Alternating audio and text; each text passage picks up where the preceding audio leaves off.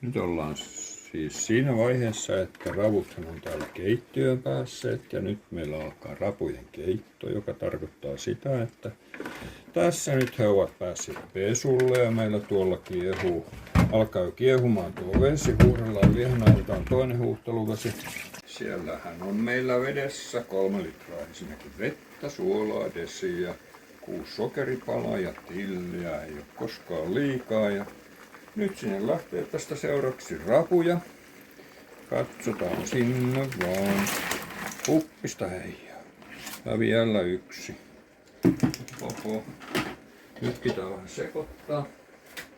sekoittaa, että kaikki sitten peittyvät sinne.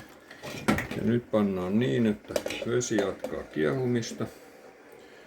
Tuohon kansi päälle.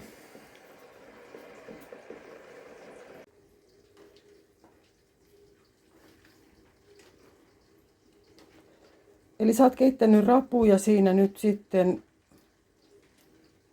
Miten kauan niitä keitetään? No nyt koosta riippuen 8-12 minuuttia on ohjeessa. Isot raut kauemmin ja pienet raut vähemmän aikaa. Tässä on nyt sekä isoja että pieniä. On kauniin värisiä. Mistä siinä tietää sitten, että onko se rapu kypsä? Se onkin. Se on keittiömestarin tiedettävä.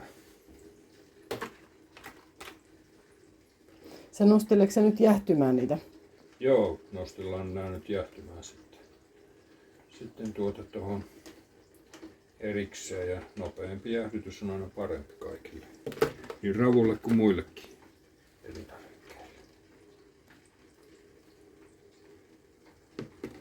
Tää on näitä tilleroikkoja tulee sekaan. Ja tarkoitus oli pakastaa.